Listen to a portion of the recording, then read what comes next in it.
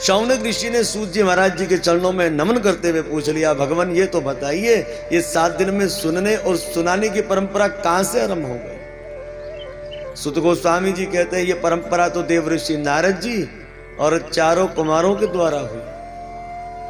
सुनकर शौनक ऋषि चौंक गए। देव ऋषि नारद जी 2 घड़ी से अधिक तो कहीं टिकते नहीं है, वो 7 दिन तक कथा सुनने कहां बैठ गए, और 4 कुमार हरि शरणम भजन में मस्त रहते, वो कहां सुनाने बैठ गए। सूत जी महाराज जी कहते हैं देव ऋषि नारद जी ने अपने पिता ब्रह्मा जी से श्रीमद् भागवत को अध्ययन किया था, पर देव ऋषि नारद जी को सप्ताह विधि जो प्राप्त हुई वो 4 कुमारों के द्वारा ही प्राप्त हुई सुनने की। एक समय 4 ऋषि सत्संग की इच्छा से नीचे आए। ध्यान पूजन तो एकांत में हो सकता है, पर कथा एकांत में नहीं हो सकती, क्योंकि वक्ता को श्रोताओं की जरूरत पड़ती है, तभी सत्संग होगा। 4 ऋषि आए बद्रीनाथ पर। क्या देखा कि देव ऋषि नारद जी उदास मन बैठे हैं, कभी बेचैन होकर उठ रहे हैं, कभी बैठ रहे हैं, कभी यहां जा रहे हैं, कभी वहां जा रहे हैं। 4 ऋषि जब देव ऋषि नारद जी के पास आए तो देव ऋषि नारद जी ने अपने बड़े भैयाओं को खड़े होकर नमस्कार किया। कुमारों ने पूछ लिया, नारद ऋषि आप इतने उदास मन क्यों हो? आप तो इस प्रकार से हमें चिंता मगन दिखलाई देते हो, जिसका धन धान्य सब कुछ लुट गया हो। आप तो एक संत हो, लोग अपनी चिंताएं संतों के पास लेकर आते हैं। संत कहे हम ही परेशान तो लोग कहाँ जाएंगे? संत का दर्शन करने से, संत का पूजन करने से, संत को नमस्कार करने से, संत के प्रवचन सुनने से जीवों का उद्धार हो जाता है, तो आप इतने चिंता मगन क्यों हो? देव ऋषि नारद जी ने 4 कुमारों से कहा, हमने स्वर्ग आदि लोकों से उत्तम इस मृत्यु लोक को चुना और हम तीर्थ धामों पर गए। पुष्करम चा प्रयागम चा काशी गोदावरी तथा हरिक्षेत्रम कुरुक्षेत्रम श्रीरंग सेतु बंदनम। मैं पुष्कर तीर्थ गया, मैं प्रयाग तीर्थ गया, मैं काशी धाम गया, मैं गोदावरी धाम गया, मैं हरिक्षेत्र धाम गया, मैं कुरुक्षेत्र धाम गया जहां महाभारत का युद्ध हुआ था, मैं श्री रंगनाथ जी गया, सेतु बंधन जहां पर राम नाम लिखकर पुल बन गया था। पर मैंने सब तीर्थ धामों पर अधर्मियों को देखा। अधर्मियों के कारण तीर्थ धाम का जो दिव्य भाव वो घटने लगा। फिर हमने सोचा चलो संतों का संग करते हैं। तो भगवान जब हम संतों का दर्शन करने के लिए गए तो सबसे पहले हमें बहुत सुंदर एक भवन दिखलाई दिया। हमने पूछ लिया किसका महल? हमें पता लगा महाराज त्यागी बाबा ने महल बना लिया। हम चौंक गए, जिस महात्मा ने व्रत ले रखा है त्याग का वे महल बनाकर बैठ गए। आगे बढ़े, आश्रम के बाहर कुछ बच्चे खेलते दिखलाई दिए। पूछ लिया किनके बच्चे? बोले ब्रह्मचारी महाराज जी के बच्चे। हम तो चौंक गए, लो जिस महात्मा ने व्रत ले रखा है कभी विवाह ना करने का, उन्होंने पत्नी भी और बच्चे भी प्राप्त कर लिए। हम आगे बढ़े तो एक आश्रम में बड़ी शोर की आवाज आ रही थी। हमने पूछ लिया किनका आश्रम? बोले मुनि बाबा का। जिस महात्मा ने व्रत ले रखा है खामोशी का, उनके आश्रम में शोर की आवाज। हमने सोचा जो खुद फंसे वो हमें क्या निकालेंगे। तो हमने सोचा चलो आगे बढ़े, गृहस्थियों की स्थिति कैसी है जरा देखें। तो भगवान जब हम गृहस्थियों के यहां गए तो हमने देखा घर घर में महाभारत, पिता पुत्र में, बहन भाइयों में, पति पत्नी में, परिवार जनों में महाभारत। पत्नी का चलावा चलता है और माता पिता की खतिया या तो खेत में या किसी तीर्थ धाम पर।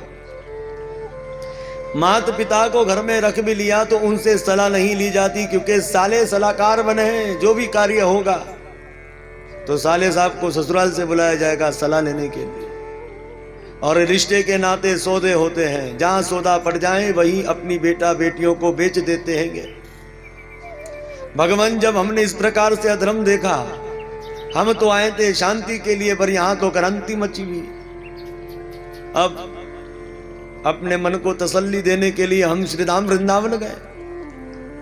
वृंदावन में यमुना जी के किनारे हमने क्या देखा कि एक सुंदर युवती यमुना जी के किनारे बैठी है और उसकी गोद में दो बूढ़े पुरुष बेहोश पड़े हैं। कुछ स्त्रियां उसे मोरपंख चामर से हवा कर रही है। हमें बहुत दुख हुआ। जब हम उस युवती के बाद जाने लगे तो हमें आगे जाकर विचार आया कि ये तो सब स्त्रियां हैं। स्त्रियों के बीच में कोई प्रशंसा की बात होती है तो मुस्कुराने लगती है, अगर कोई दुखित बात हो जाए तो रोने लग जाती है। इस समय रो रही है और कहीं हम चले जाएं और हमसे कहते हैं ब्रह्मचारी जी आपका हमारे बीच में क्या काम। भगवान, ये विचार आते ही मैं आधे मार्ग से पुनः लौट कर जा रहा था। उस समय उस सुंदर युवती ने हमें पीछे से आवाज लगाई, हे साधु रुक जाओ। भाग्य से साधु का दर्शन, भाग्य से साधु का पूजन, भाग्य से ही साधु के प्रवचन और भाग्य से ही साधु का पूजन करने को मिलता है। आप रुक जाइए, मेरे दुख को सुन लीजिए। तो देव ऋषि नारद जी कहते भगवान, जब उस युवती ने हमसे इस प्रकार से कहा तो हम उसके पास गए। हमने पूछ लिया, हे सुंदरी जी आप कौन है, और ये जो दोनों जो आपकी गोद में बेहोश पुरुष पड़े थे ये कौन, और ये जो स्त्रियां जो हैं ये आपको जो हवा कर रही है, आपको समझा रही है, कौन है। उस समय उस सुंदर युवती ने हमसे कहा, देव ऋषि नारद जी हमारा नाम भक्ति है और ये दो मेरे बेटा है ज्ञान और वैराग्य। ये जो आप स्त्रियां देख रहे हो ये गंगा यमुना गोदावरी सरस्वती नर्मदा सिंधु कावरी नदियां आदि है जो स्त्रियों का रूप लेकर मेरी सेवा करने आई है, मुझे समझाने के लिए आई है। हे देव ऋषि नारद जी, दक्षिण भारत में मैंने जन्म लिया, कर्नाटक में मैं सयानी हुई, महाराष्ट्र में मुझे सम्मान मिला, पर गुजरात में मुझे किसी ने नहीं पूछा तो मैं गुजरात में बूढ़ी हो गई। गुजरात का त्याग कर कर जब मैं श्रीधाम वृंदावन में आई तो वृंदावन की भूमि पर पग धरी में तो सुंदर युवती हो गई, पर दुख मेरे पुत्र ज्ञान वैराग्य बूढ़े हो गए। ये तो बड़ी लज्जा की बात। मां जवान और बच्चे बूढ़े, वास्तव में मां को बूढ़ी और बच्चों को जवान होना चाहिए। अब तो मैं सोच रही हूं इदम स्थान परित्यज्य विदेशम गम्यते मया, मैं विदेश में चली जाऊंगी वृंदावन का त्याग कर कर। ये सुनते ही भक्तों देव ऋषि नारद जी भक्ति के चरणों में गिर गए, बोले मां ऐसा ना करो, आप वृंदावन का त्याग कर कर मत जाओ, मैं आपकी महिमा प्रकट करता हूं। मां सारा दोष कलयुग का है। कलयुग में ना तो कोई आपको पूजता है ना तो आपके पुत्र ज्ञान वैराग्य को कोई पूछता है, पर कृष्ण मैया आपसे बहुत प्रेम करते हैं। श्री कृष्ण आपसे इतना प्रेम करते हैं कि आप पतित से पतित घर में चली जाए, कृष्ण यह नहीं देखते कि पतित आत्मा है या पाप आत्मा है या मुक्त आत्मा है। कृष्ण केवल आपको देखते हैं और कृष्ण दौड़े दौड़े चले जाते। हे मां, कृष्ण तो आपसे इतना प्रेम करते हैं जिन्होंने मुक्ति को आपकी नौकरानी बना दिया। मां सारा दोष कलयुग का है और धन्य श्रीधाम वृंदावन। वृंदावनस्य संयुक्तम पुनस्तम तरुणी नवा, धन्यम वृंदावनम तेन भक्ति नृत्य त्रियत्र चा।